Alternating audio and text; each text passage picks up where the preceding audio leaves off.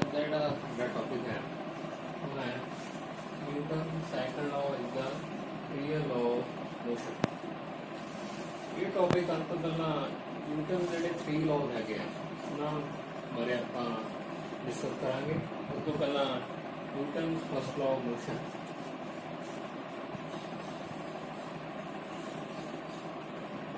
Newton's first law of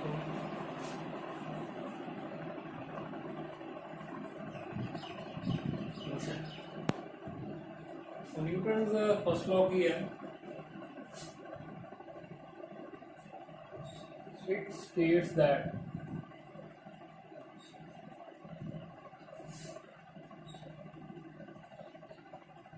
body remains in rest or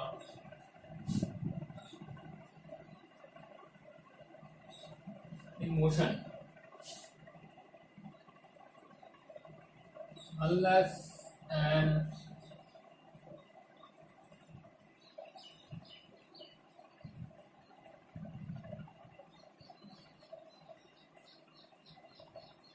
external force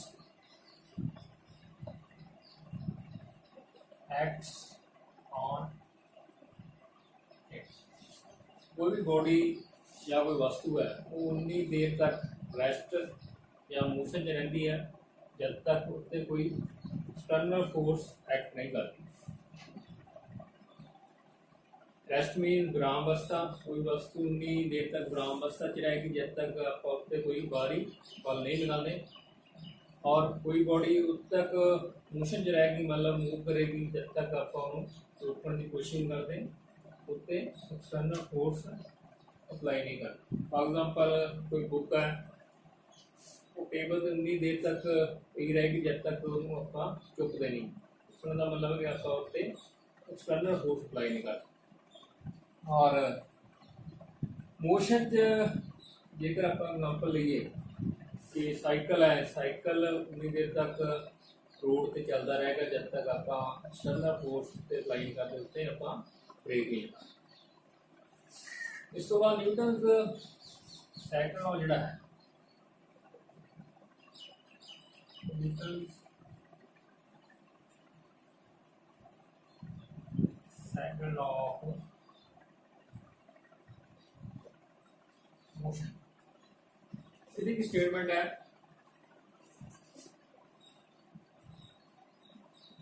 it states that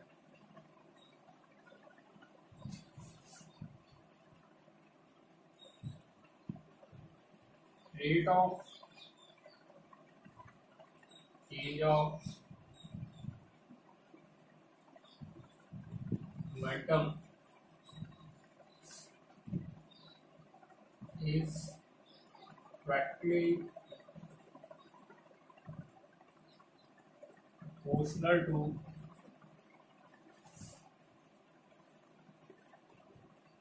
applied force and it acts in the direction of applied force। मान लो कोई body है तो आप external force F apply कर रहे हैं, ठीक है। जो उत्ते आप एक्सटर्नल फोर्स एफ अप्लाई की तो उस बॉडी का जोड़ा मोमेंटम आ चेंज हो जाएगा। तो इस स्टेटमेंट के मुताबिक rate of change of momentum जी है, सब तो पहले हम मोमेंटम की है, मोमेंटम बारे भी आप पढ़ते हैं। लीनियर मोमेंटम से बॉडी का this is equal to product of mass into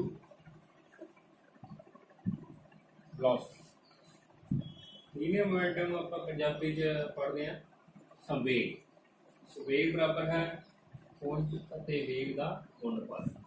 linear momentum equal to product of mass and velocity.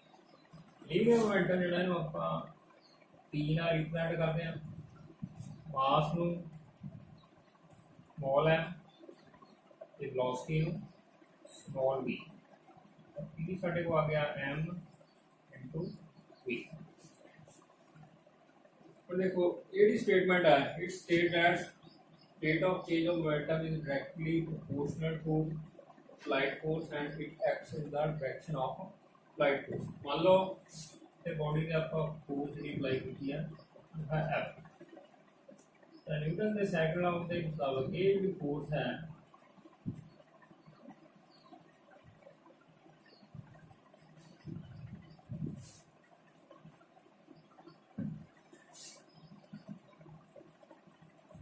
applied force is directly proportional to rate of change of momentum। तो applied force जी आप F मान लिया, rate of change of momentum d over dt momentum भी साढ़े को फिर आप P ना रिप्रेजेंट भी दसना, डी ओ डी टी की है rate of change of momentum. F साढ़े को प्रोपोर्शनल आ गया D P over D T. Force जी है वैक्टर क्वांटिटी है तो लीनियर मोमेंटम जोड़ा है ये भी वैक्टर क्वांटिटी है। ठीक है, rate of change of momentum ये डायरेक्शन है वो अप्लाइड फोर्स की डायरेक्शन वाल रही। ये भी आप एग्जांपल करते हैं कि कोई क्रिकेट प्लेयर है जो बॉल कैच कर लगता तो अपने हैंड जोड़े वो थले लैके उसका की कारण है, वो इस तरह क्यों करता है।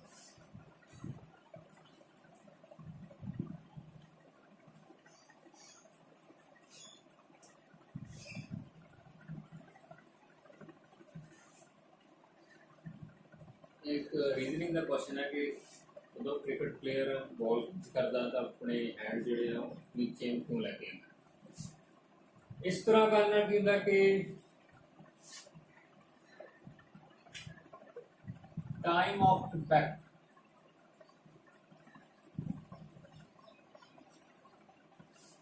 टाइम ऑफ इंपैक्ट का मतलब कि जो बॉल हैंड के नाल टच करती है वो कहते आप time of impact.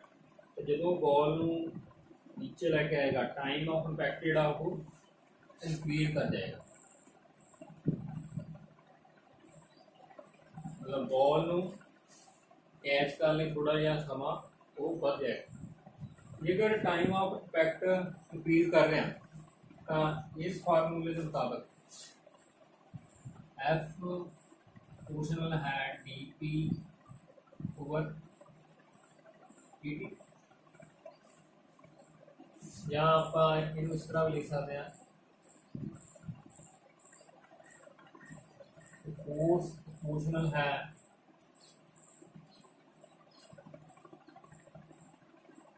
Linear momentum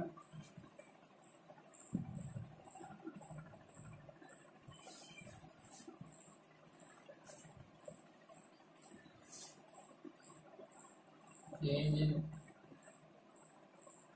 linear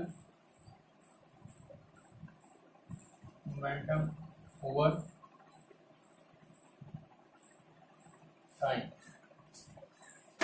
हम जो टाइम ऑफ इंपैक्ट बढ़ गया मतलब बॉल कैच करने उन्हें हैंड जोड़े थल्ले लैके आते तो टाइम इंक्रीज कर जाएगा। जो टाइम इंक्रीज कर गया क्योंकि टाइम जोड़ा इतने है हर दे जिन्होंने आप डिनोमीनेटर कहते हैं, टाइम बदलने के नाल की होना कि फोर्स जी है वो वैल्यू जी है वो घट जानी है।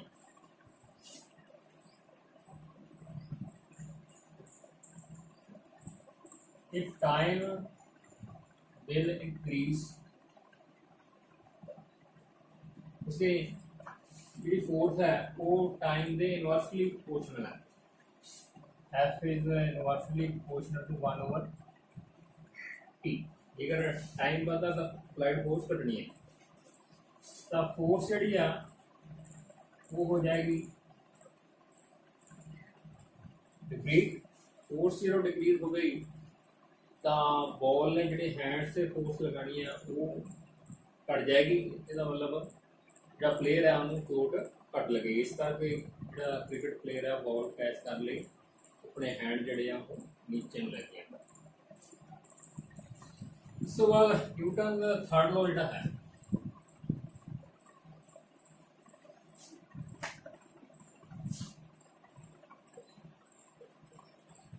न्यूटन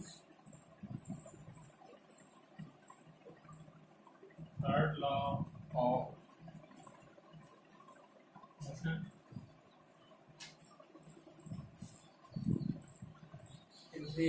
पहला 9th क्लास में पढ़िया होगा कि क्रिया ते प्रतिक्रिया एक दूसरे के उल्ट ते समान नहीं है। एक्शन एंड इट्स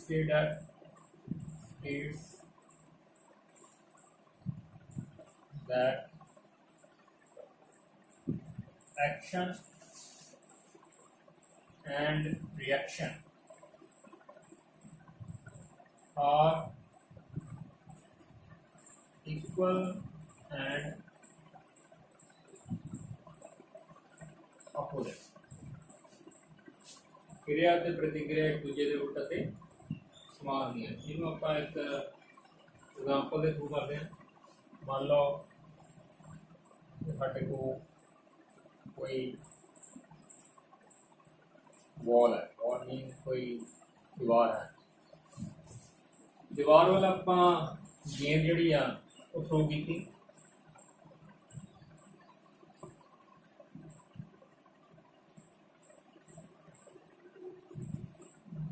बॉल गेंद जी आप दीवार वाल थ्रो की थी। तो मान लो इस बॉल ने दीवार से जी फोर्स लगाई वो लगाई F1। ये आप कहेंगे एक्शन।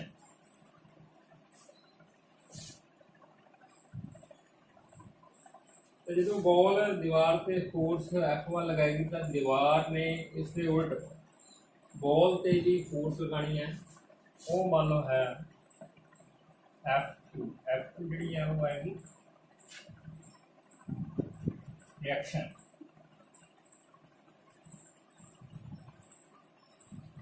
बॉल ने जी दीवार पे फोर्स लगाई वो है एक्शन, ते दीवार ने जी बॉल पे फोर्स लगाई वो है रिएक्शन। ये दोनों जी फोर्स आ ये इक्वल है पर ये एक दूसरे के ऑपोजिट है क्योंकि डायरेक्शन जी दोनों ही अलग अलग है। F1 की डायरेक्शन जी है वो इधर है, F2 की डायरेक्शन वो इधर। F1 this is equal to minus of F2। दोनों फोर्सेस इक्वल है पर ऑपोजिट है। तो स्टेटमेंट जी है it state that action and reaction are equal and opposite. ठीक है, ये जी स्टेटमेंट है इस फार्मूले थ्रू क्लियर हो। होर भी एग्जाम्पल है जो आप फर्श से तुरते हैं या सड़क से तुरते हैं साढ़े जोड़े पैर है वो सड़क में पिछे वाल तकते है। उल्टा जी सड़क है वो भी पैरों से फोर्स लगाती है वो लगाती अगे वाल। उत्ते भी एक्शन एंड रिएक्शन इक्वल है तो एक दूसरे ऑपोजिट है। होर एग्जाम्पल है कि जो आप किश्ती है कोई किश्ती तो आप किनारे वाल जो छाल मारते हैं तो किश्ती जी है वो पिछे वाल जाती है। ठीक है, साढ़े जोड़े पैर आ किश्ती से जी फोर्स लगाते हैं वो है एक्शन। उल्टा किश्ती ने भी साढ़े पैरों से फोर्स लगानी है वो है रिएक्शन। ठीक है, इस करके किश्ती भी पिछे वाल जाएगी क्योंकि एक्शन से रिएक्शन इक्वल है तो एक दूसरे ऑपोजिट है। इस तो अलावा होर एग्जाम्पल जी है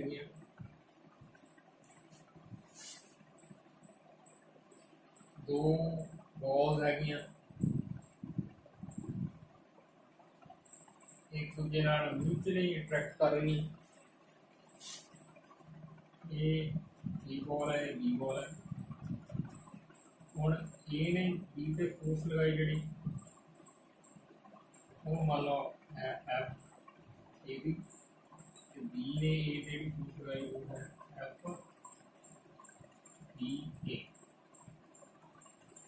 ਜਿਹੜੀਆਂ ਫੋਰਸਸ ਆ ਇੱਕ ਦੂਜੇ ਦੇ ਇਕੁਅਲ ਹੋਣਗੀਆਂ ਤੇ opposite F AB equal to minus half F B। ਹੋਰ ਵੀ ਐਗਜ਼ਾਮਪਲ ਹੈਗੀਆਂ ਬਿਲੀਅਰਡਸ ਦੀ ਗੇਮ ਹੈਗੀ ਹੈ, ਉਹਦੇ ਵਿੱਚ ਜਦੋਂ ਆਪਾਂ ਬਾਲ ਨੂੰ ਸ਼ੂਟ ਕਰਦੇ ਹਾਂ ਤਾਂ ਸਟਿਕ ਜਿਹੜੀ ਆ ਉਹ ਬਾਲ ਤੇ ਜਿਹੜੀ ਫੋਰਸ ਲਗਾਉਣੀ ਆ ਉਹ ਹੋਵੇ ਐਕਸ਼ਨ, ਤੇ ਬਾਲ ਨੇ ਵੀ ਸਟਿਕ ਤੇ ਫੋਰਸ ਲਗਾਉਣੀ ਆ ਉਹ ਹੈ ਡਾਇਰੈਕਸ਼ਨ। ਇਸ ਕਰਕੇ ਬਾਲ ਜਿਹੜੀ ਆ ਉਹ ਆਪੋਜ਼ਿਟ ਡਾਇਰੈਕਸ਼ਨ ਵਿੱਚ ਚੜੀ ਜਾਂਦੀ। और इस तो बाद ਆਪਾਂ ਜਿਹੜਾ ਸਾਡਾ ਮੇਨ ਟੌਪਿਕ ਹੈ Newton second law is the real law of motion, ਇਹਦੇ ਬਾਰੇ ਡਿਸਕਸ ਕਰਨਾ ਹੈ ਕਿ ਸੈਕੰਡ ਲਾਅ ਨੂੰ ਆਪਾਂ ਰੀਅਲ ਲਾਅ ਆਫ ਮੋਸ਼ਨ ਕਿਉਂ ਕਹਿੰਦੇ ਹਾਂ। ਇਹਦਾ ਕਾਰਨ ਇਹ ਹੈ ਕਿ ਜਿਹੜਾ ਨਿਊਟਨ ਸੈਕੰਡ ਲਾਅ ਹੈ ਉਹਦੇ ਤੋਂ ਹੀ ਆਪਾਂ ਉਹਦੇ ਵਿੱਚ ਹੀ ਫਸਟ ਲਾਅ ਵੀ ਕੰਟੇਨਡ ਹੈਗਾ ਤੇ ਥਰਡ ਲਾਅ ਵੀ ਕੰਟੇਨਡ ਹੈ, ਉਹਨੂੰ ਆਪਾਂ ਪ੍ਰੂਵ ਕਰਕੇ ਦਿਖਾਂਗੇ।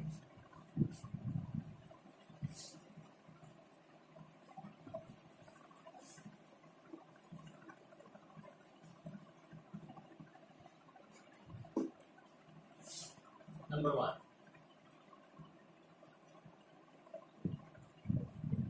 Newton's first law contained in second law।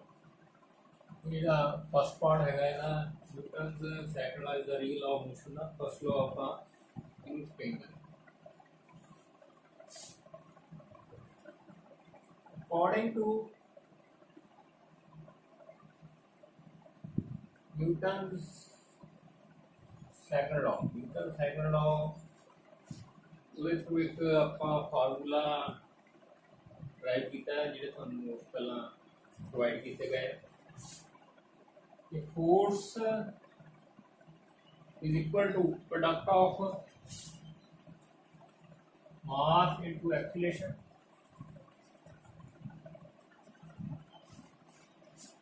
force ਜਿਹੜੀ ਹੈ ਆਪਾਂ F ਨਾਲ ਰਿਪਰੈਜ਼ੈਂਟ ਕੀਤਾ ਮਾਸ ਇਹਨੂੰ ਸਮਾਲ m ਨਾਲ into acceleration ਜਿਹੜੀ ਆ ਉਹਨੂੰ ਆਪਾਂ e ਨਾਲ ਰਿਪਰੈਜ਼ੈਂਟ force की वेक्टर क्वांटिटी acceleration की वेक्टर क्वांटिटी है मास ਜਿਹੜੀ ਹੈ ਇਹ स्केलर क्वांटिटी है।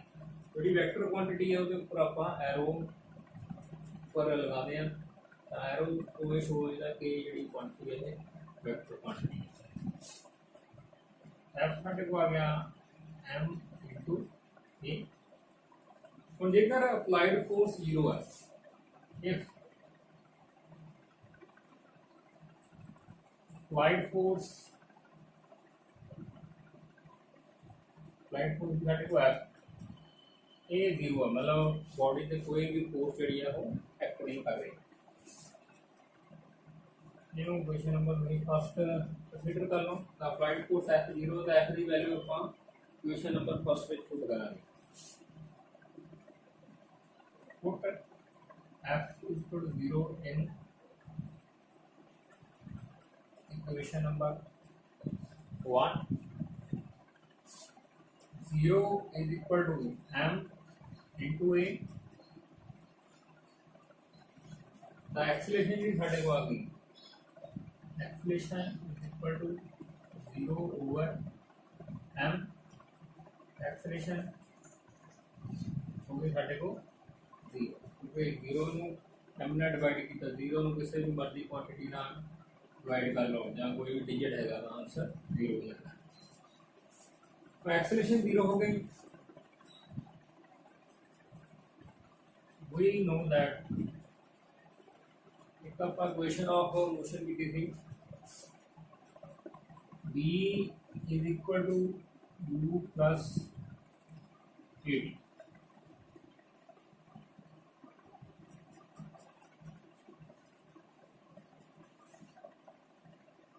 और देखो एक्सेलरेशन 0 है तो एक्सेलरेशन आप 0 पुट करांगे।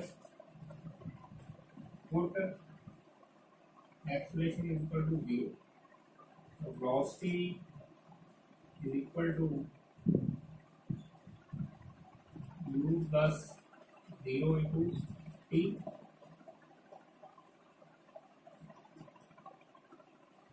तो v साढ़े को आ गया is equal to u। v की है फाइनल वेलोसिटी, u है initial velocity of the body. Final velocity mean अंतिम वेग, इनिशियल वेलोसिटी मीन अगला वेग। फाइनल वेलोसिटी या इनिशियल वेलोसिटी के बराबर है। तो की प्रूफ हो गया कि जेकर बॉडी रेस्ट विच है तो उन्हें रेस्ट विच ही रहना है, क्योंकि दोने जिहड़ियां वेलोसिटी एक दूजे के इक्वल हो गई। मतलब J rest which J B U zero है तो बी भी जीरो होना, और जेकर बॉडी मोशन च है तो उन्हें मोशन विच ही रहना है। ठीक है, final velocity equal to initial velocity. Newton first law जिहड़ा वो भी कहता कि जेकर बॉडी से कोई एक्सटर्नल फोर्स एक्ट नहीं करती तो या तो वो जे रेस्ट में है तो रेस्ट में ही रहेगी, जे पहला मोशन है तो वो मोशन ही रहेगी। तो इस इक्वेशन तो जिहड़ा न्यूटन फर्स्ट लॉ है वो प्रूव हो गया। चलो आप ये कह सकते हैं therefore Newton's first law contained a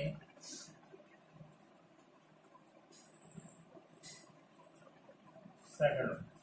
तो फर्स्ट पार्ट जिहड़ा है वो साडा कंप्लीट हो गया। उस तो बाद जिहड़ा सैकंड लॉ है ਆਪਾਂ ਉਹਦੇ ਵਿੱਚ ਇਹ ਪ੍ਰੂਵ ਕਰਨਾ ਕਿ ਨਿਊਟਨ ਥਰਡ ਲਾਅ ਜਿਹੜਾ ਉਹ ਵੀ ਨਿਊਟਨ ਸੈਕੰਡ ਲਾਅ ਦੇ ਵਿੱਚ ਕੰਟੇਨਡ ਹੈ।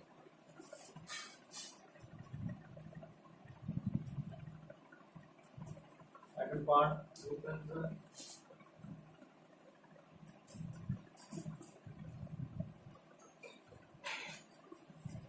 third law contained in second law।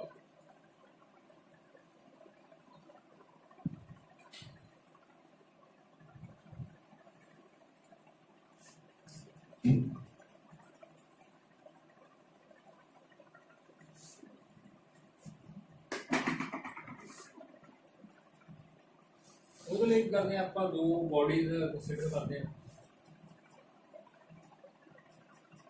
मान लो ये बॉडी साढ़े को ये है, दूसरी जी बॉडी है वो है बॉडी बी। ये एक दूजे ना म्यूचुअल इंटरैक्ट कर रही है, मतलब दोनों की आपस में टक्कर हो रही है। तो जो दोने म्यूचुअल इंटरैक्ट करूँगियाँ ए ने बी से जी फोर्स लगानी है वो आगे साढ़े को F A B F A B का मतलब है कि ए बॉडी ने बी से फोर्स लगाए। इन आप कहते हैं एक्शन।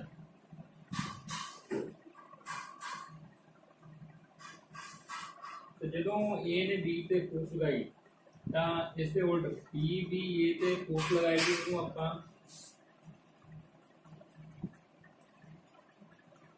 एफ बी ए ना रिप्रेजेंट करता है। आगे साढ़े को reaction let F A B is the external force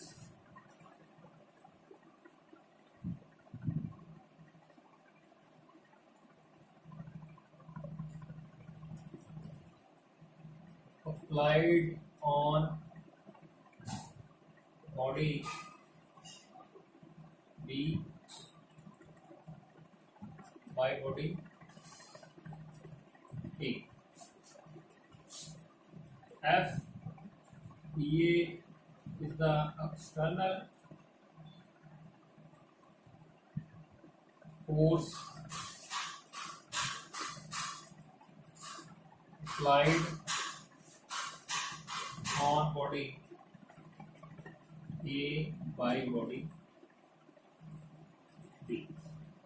तो F A B किया, A बॉडी ने B बॉडी पे एक्सटर्नल फोर्स लगाई है, तो F B A किया, B बॉडी ने A बॉडी पे एक्सटर्नल फोर्स लगाई है।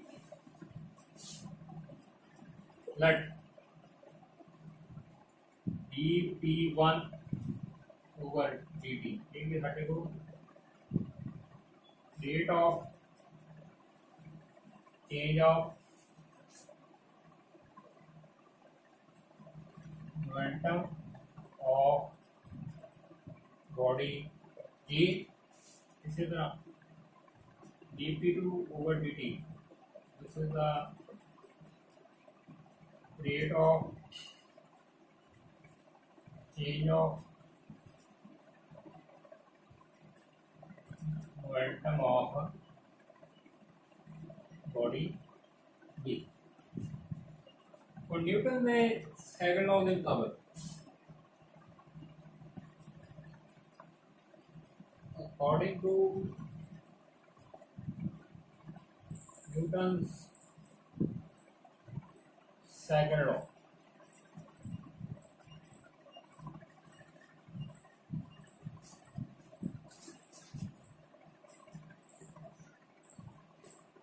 FAB, this is directly proportional to applied force is directly proportional to rate of change of momentum of the body।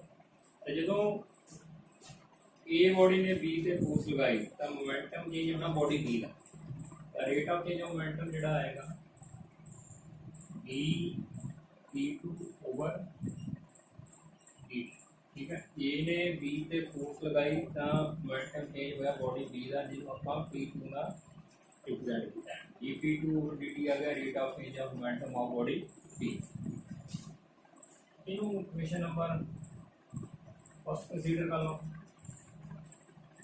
इसी तरह एफ बी ए जड़ा है this is proportional to B ने जो A ते force लगाई तो मोमेंटम चेंज होना body A. B P1 over dt, in equation number अपन सेकंड कंसीडर कर लें।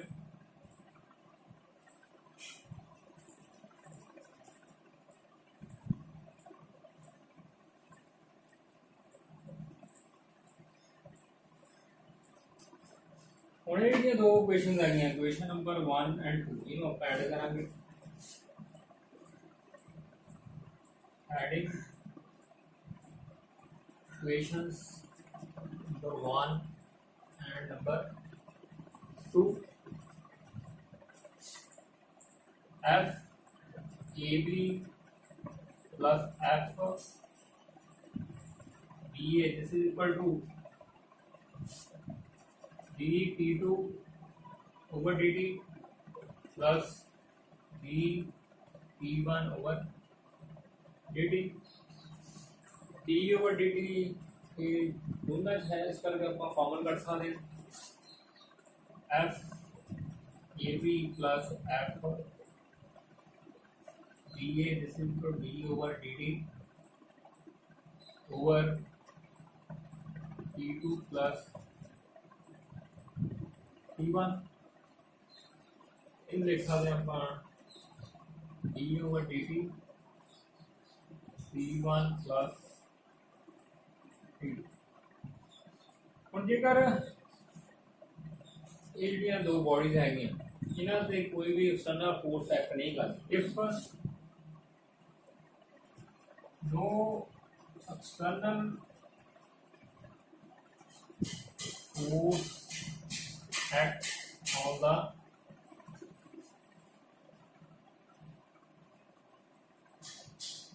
system।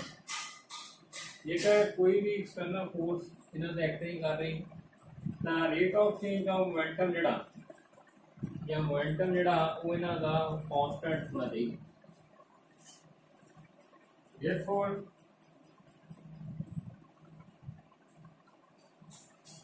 sum of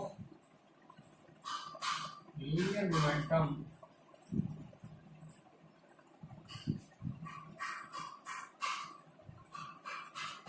should be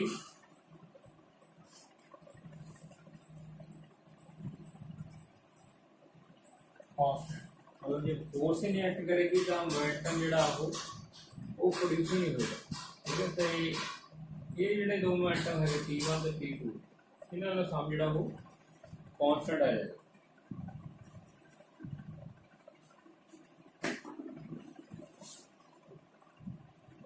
F A B plus F BA, this is equal to d over dt. The sum of linear momentum is P1 plus P2 a constant.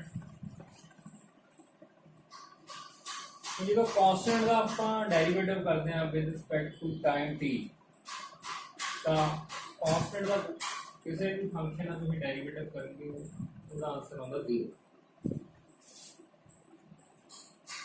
f et plus f ba क्या आ गया 0.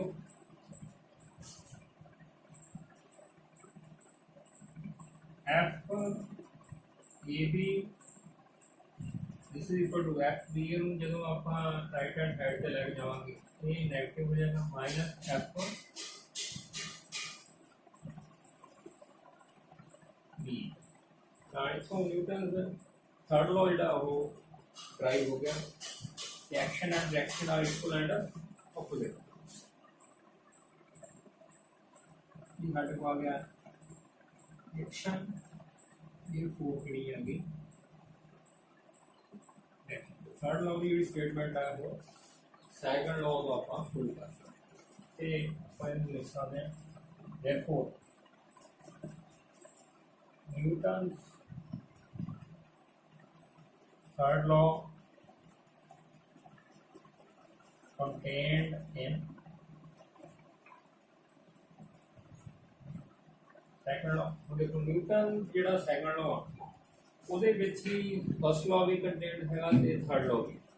ਇਸ ਲਈ ਆਪਾਂ Newton ਜਿਹੜਾ second law ਆ therefore we can see that Newton's